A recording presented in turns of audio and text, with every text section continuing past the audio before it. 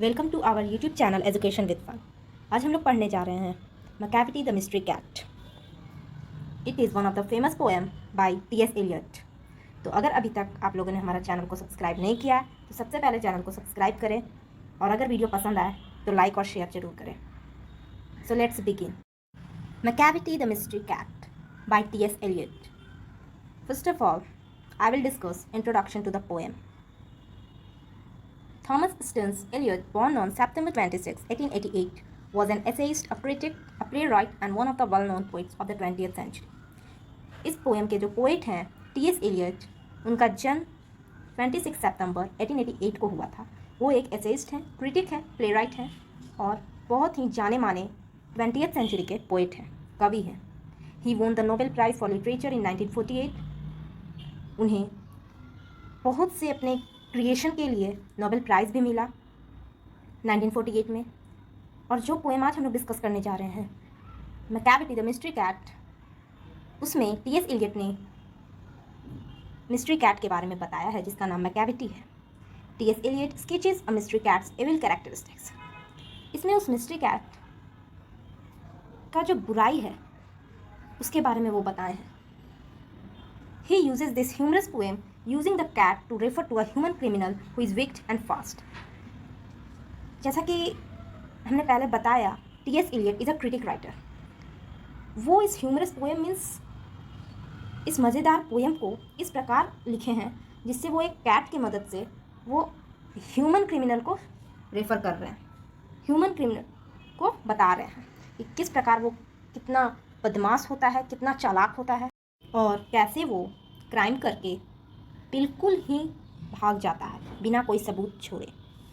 The swift movement of a cat and its mysterious eyes might influence Thomas to use this evil character to represent a human criminal. आखिर T S. Eliot ने क्यों इस cat को सोचा कि इसी को यूज़ करके ह्यूमन के बारे में बताया जाए। वो कैट के बहुत ही फैसिनेट थे, उन्हें बहुत अच्छा लगता था कैट। उसके स्विफ्ट मूवमेंट को देखते हुए उन्हें आइडिया आया कि it is the best to use this as a evil character to represent human crimes. He addressed the cat as a mystery because no crime agency can arrest this mastermind as he does not leave any clue behind. He is an unsolved puzzle for detective agencies. Poet also addressed Macavity as hidden paws and Napoleon of crime. Poet इसमें cat को address as a mystery किया है क्योंकि mystery क्या होता है, mystery मतलब जो रहस्य होता है, जो छिपा हुआ होता है। तो इसमें कैट भी जो है वो क्राइम करता है और क्राइम एजेंसी को बिल्कुल पता नहीं चलता, वो उस कैट को अरेस्ट नहीं कर पाता है क्योंकि वो कोई सबूत नहीं छोड़ता है।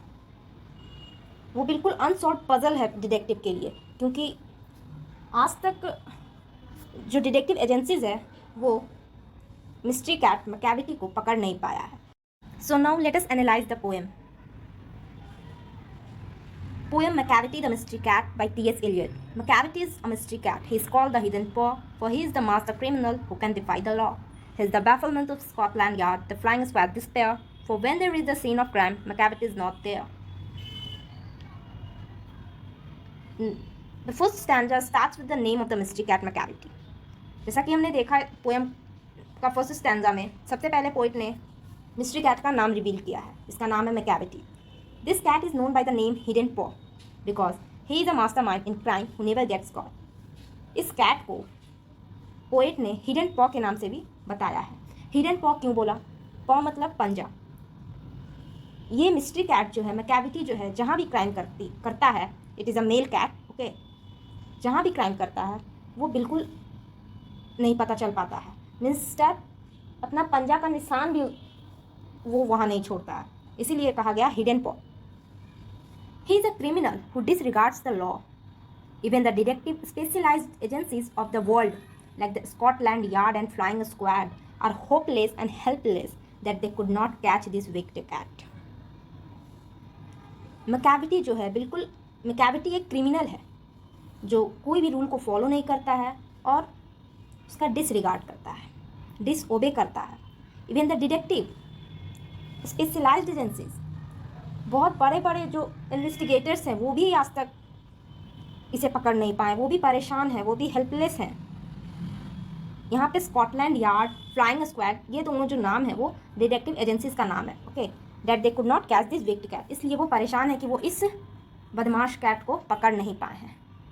सो he is considered as bafflement of the Scotland Yard, वो पकड़ नहीं पा रहे हैं, इसी के कारण मैकेविटी को बैफलमेंट ऑफ द स्कॉटलैंड यार्ड कहा गया। यानी बैफलमेंट मीन्स परेशानी, वो एक तरह का परेशानी बनकर रह गया स्कॉटलैंड यार्ड के लिए।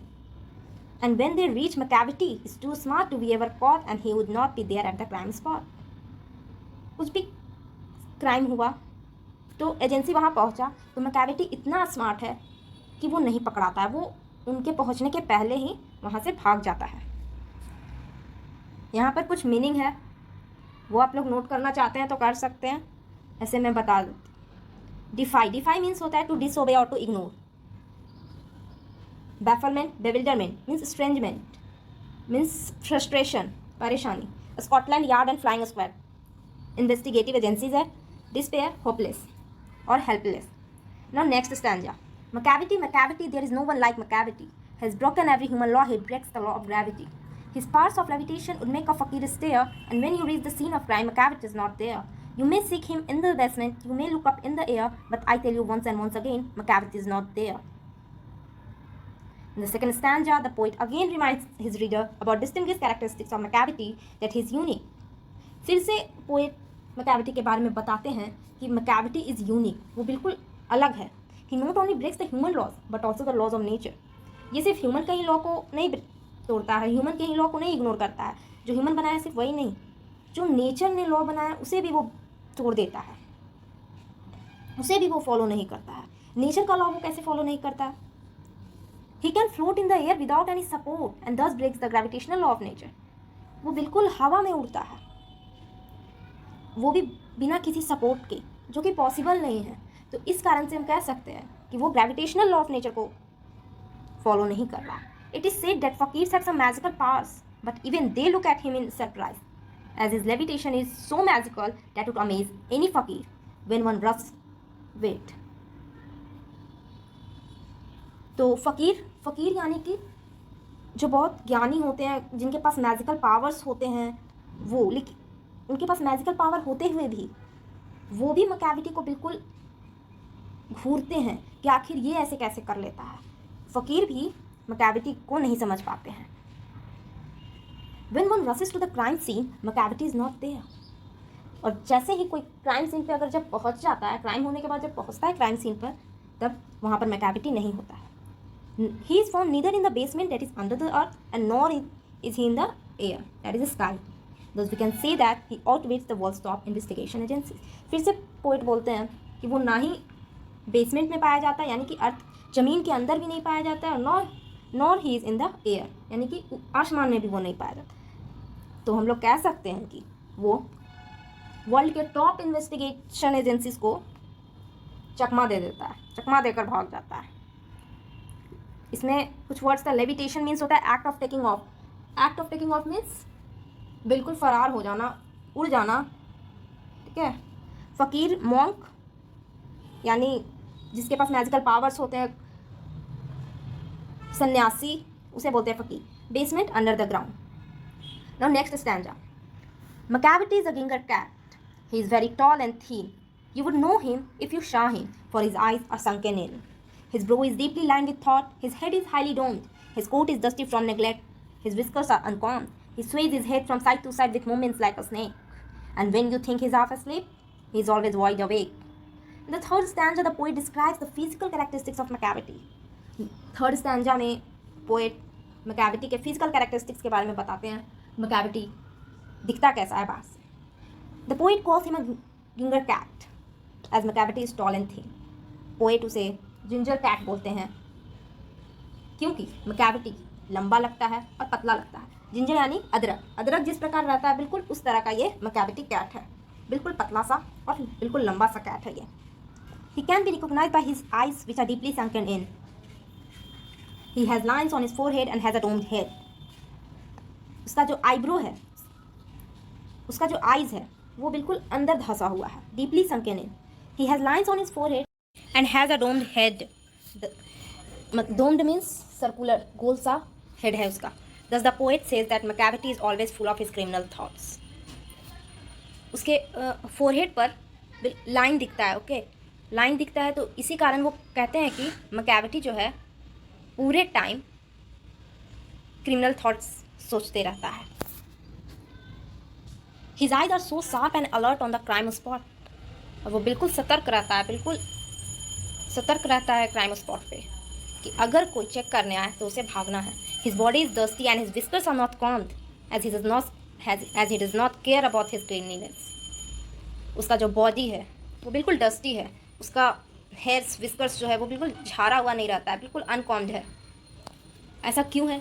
क्योंकि वो क्लीनलीनेस पर ध्यान नहीं देता है. वो हर वक्त सिर्फ क्रिमिनल थॉट सोचते रहता है कि कहाँ पर गड़बड़ी करना है, और वो अपने पर ध्यान नहीं देता है. इसीलिए उसका बॉडी बिल्कुल डस्टी और विस्कर्स अनकॉम्ड है. That means he is only busy thinking and living the crime. In the next line, the poet compares the cat with the vigilance of a snake.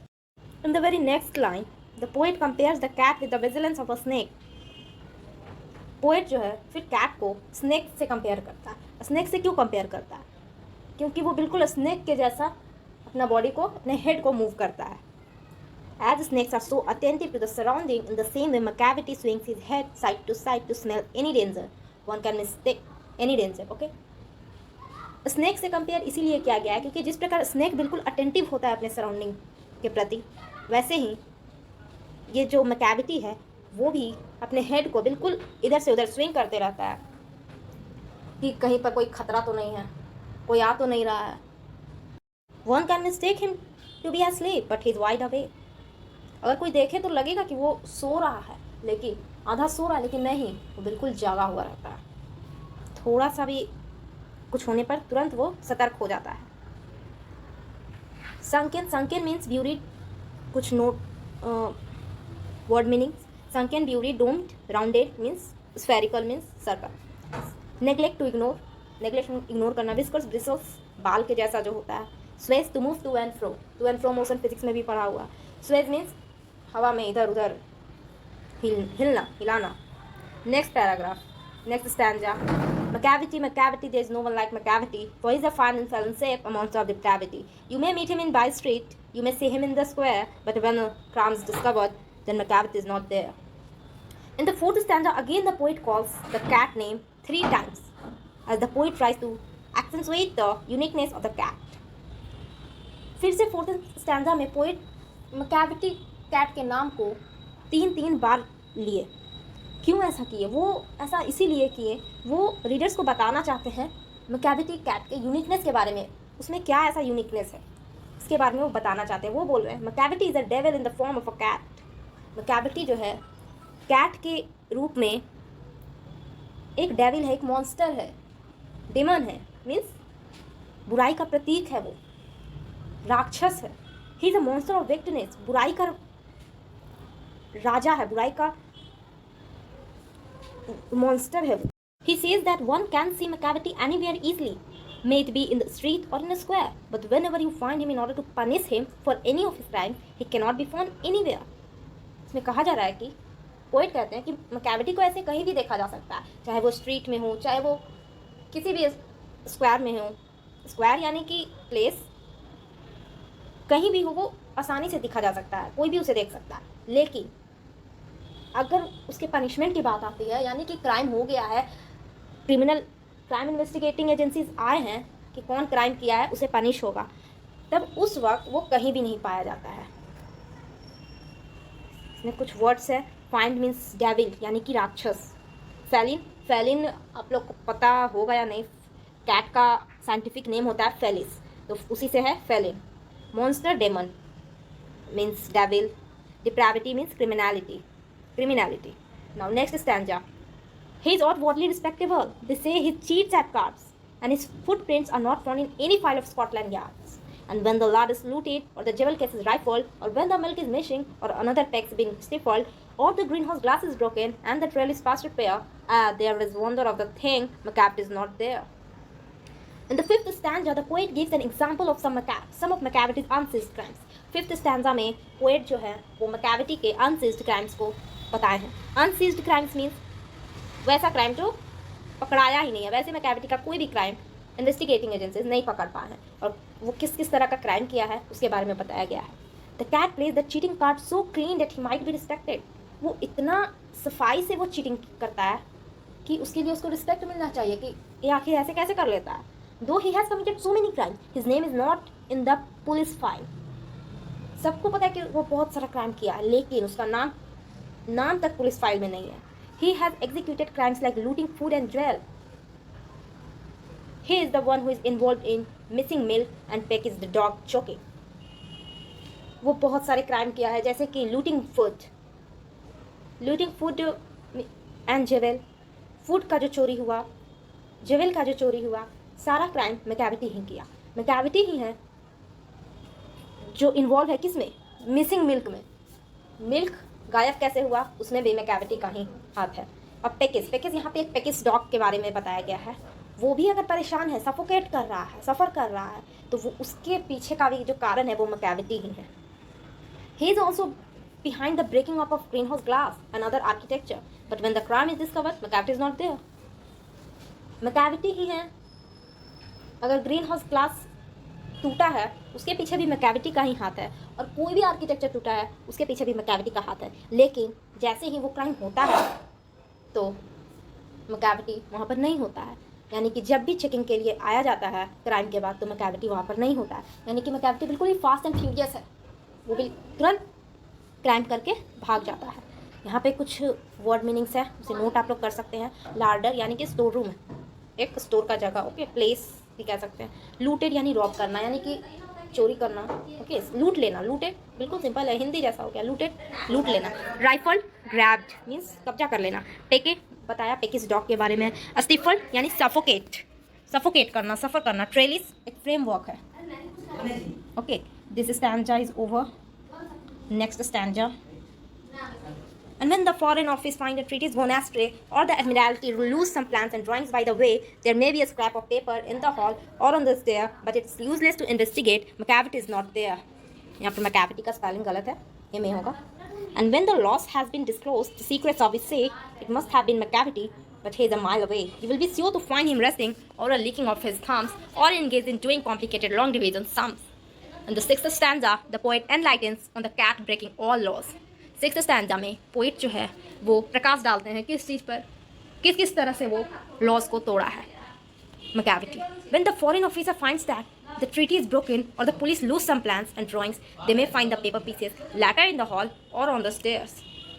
अगर कोई फॉरेन ऑफिसर देखता है कि कोई treaty यानी कि एग्रीमेंट, जैसे कि पीस, ट्रीटी ऑफ पीस होता है, तो अगर वो नहीं हो पाया, मतलब पेन एंड पेपर वर्क होता होगा, तो वो पेपर ही समझो भूल गया, ठीक है, नहीं मिल रहा है, और वो ट्रीटी इज़ ब्रोकन, मतलब कि वो ट्रीटी बर्बाद हो गया, ठीक है, नहीं हो पाया वो ट्रीटी, वो पेपर वर्क नहीं हो पाया। या फिर police lose some plans and drawings, plan बनाया हो या फिर ड्राइंग वर्क किया हो किसी को पकड़ने के लिए पेपर पर, तो वो पेपर नहीं मिलता है, ठीक है, जब काम रहता है तब नहीं मिलता है, और बाद में हॉल में मिलेगा या फिर सीढ़ी पर मिलेगा, ठीक है। इसका मतलब वो लोग, इसका मतलब क्या, सब जानते हैं कि इस सब के पीछे मैकेविटी है, but what's the point to investigate this, of course Macavity is not there. यानी उन लोग को बाद में मिलता है पेपर, कहीं पे गिरा हुआ रहेगा, लेकिन वो लोग सोचते हैं कि इसमें सर्च क्या करना है, ऑफ कोर्स मैकेविटी ही होगा, लेकिन हम लोग जाएंगे तो वहाँ मिलेगा नहीं। बिकॉज व्हेन द लॉस और crime is disclosed, the secret service would know that it is the Macavity behind all this. क्योंकि जब भी कोई क्राइम का पता चलता है तो एजेंसी समझ जाते हैं कि सभी के पीछे मैकेविटी ही है। But how does it matter, as he escapes the secret service would know that it is the Macavity miles away. लेकिन ये सब का क्या फ़ायदा, क्योंकि जब तक सबूत मिलेगा नहीं तो उसे सज़ा कैसे मिलेगा, क्योंकि सबको पता है कि वही किया है, लेकिन सबूत नहीं मिलता है, वो क्राइम सीन पर नहीं रहता है, वो पता चलता है कि वो माइल्स अवे है, बहुत दूर है। May be one can find him resting and licking his thumb, or he is busy doing some complicated sums which might be planning to execute the next crime. यानी कि कोई उसे या तो रेस्ट करता हुआ पाएगा, और या तो अपने थंब को लिक करता रहेगा, या फिर वो बिल्कुल बिजी होगा कोई कॉम्प्लिकेटेड सम करने में। यहाँ पे कॉम्प्लिकेटेड सम क्यों यूज़ हुआ है, ये कॉम्प्लिकेटेड सम यानी कि वो बिजी है कोई और उससे भी बड़ा नेक्स्ट क्राइम करने के लिए। नाउ इस स्टैंजा का कुछ मीनिंग्स है, आप लोग नोट कर सकते हैं. Treaty, treaty means agreement. Okay. Astray means to misguide. Admiralty means high officers, high grade officers. Scrap piece of paper. Useless means of no use. Investigation means inquiry. Disclosed means revealed. Leaking means touching with tongue. Engaged means busy. Complicated means elaborate means vast. Difficult. Okay. Next stanza. Macavity, Macavity, there is no one like Macavity. There never was a cat of such deceitfulness and suavity. He always has an alibi and one or two to spare. At whatever time the deed took place, Macavity was not there. And they say that all the cats whose big teeth are widely known. I might mention Mungosery, I might mention Riddlebone, are nothing more than agents for the cat who all the time just control the operations, the Napoleon of crime. In the last stanza, T.S. Eliot says, no other cat is like Macavity, as he is smart and cunning. Last stanza में T.S. Eliot कहते हैं कि कोई भी cat, कोई भी दूसरा cat Macavity की तरह नहीं है. क्यों? क्योंकि Macavity बहुत ही स्मार्ट है, बहुत ही चालाक है. For the poet tells that he is not alone in his crime. बोलते हैं कि Macavity जो है अपने क्राइम करने में वो अकेला नहीं है, कोई तो है जो उसका साथ दे रहा है. ठीक है. He always has some companies, maybe one or two to spare. कोई तो है जिसके साथ वो मिलकर ये सब कर रहा है. ओके, मे बी वन और two with him for his crime job. ये जो अपना क्राइम जॉब कर रहा है इसके लिए वो जॉब ही है. ठीक है. क्राइम जो है वो एक दो से उसके साथ मिलकर कर रहा है. However, whenever the crime takes place, he always runs away. कुछ भी हो, कितने लोग भी हो, ठीक है, जब भी क्राइम होता है वो हमेशा भाग जाता है. In the next line, the poet mentions Macavity's companion name. It's Mungosery and Riddlebone. Then वो जो इसके पहले जो बोले थे कि वो अकेला नहीं है, तो उसके साथ कौन है उसका वो नाम लिए हैं, and that's Mungosery and Riddlebone cat. Okay. These wicked cats are also well known for their crimes. ये दोनों भी वैसे ही बिल्कुल Macavity के जैसे ही कैट हैं. ये लोग भी क्राइम के लिए वेल नोन हैं, जाने माने हैं कि ये criminals cat. In the next two lines, the poet calls the Macavity as Napoleon of crime because he is the mastermind behind all the crimes and leads the operation. Then poet Macavity को Napoleon of crime कहते हैं. ठीक है. क्यों ऐसा कहते हैं? क्योंकि वो सारे क्राइम के पीछे का मास्टरमाइंड है और वही ऑपरेशन को ऑपरेट करता है. ठीक है. वही स्टार्ट करता है, वही इसका बॉस है सारे क्राइम्स का. All other cats are just agents under the leadership of Macavity. और जो रेस्ट कैट्स जो हैं वो जस्ट एज अ एजेंट है. किसके लीडरशिप में? तो Macavity के लीडरशिप में. Macavity is a leader. इसमें कुछ मीनिंग्स हैं, आप लोग नोट कर सकते हैं. डिसीटफुलनेस मीन्स डिसऑनेस्ट, मीन्स धोखा करना, धोखेबाज. सुएविटी मीन्स होता है प्लीजिंग, बिल्कुल लगेगा बिल्कुल चार्मिंग. ऑनेस्ट लगेगा बिल्कुल ही अच्छा. एलिबी, प्रोटेक्शन, यानी कि alibi means having protection. Spare, to spend. Deed means होता है work. Wicked means mischievous, naughty, wicked. Okay. Then हमारा ये पोएम आज ख़त्म होता है. इसमें बहुत से फिगर ऑफ स्पीच भी यूज़ हुए हैं. अगर आप लोग चाहते हैं तो उसका भी एक वीडियो तो आई कैन अपलोड. ठीक है. इसमें बहुत से फिगर ऑफ स्पीच यूज़ हुए हैं. रिफ्रेन हो गया, एलिट्रेशन हो गया, सिमली हो गया, मेटाफर हो गया. तो वो सब के लिए मे बी नेक्स्ट वीडियो अगर आप लोग चाहते होंगे तो, नहीं तो इट्स ऑल ओके. अगर आपको इस पोएम में कोई भी प्रॉब्लम है, क्वेश्चन है, you can comment. I will answer your queries and thanks for watching this video till and. और अगर अभी तक आप लोगों ने हमारा चैनल को सब्सक्राइब नहीं किया है तो सबसे पहले हमारे चैनल को सब्सक्राइब करें और वीडियो को लाइक करें और शेयर करना बिल्कुल भी ना भूलें. Thank you.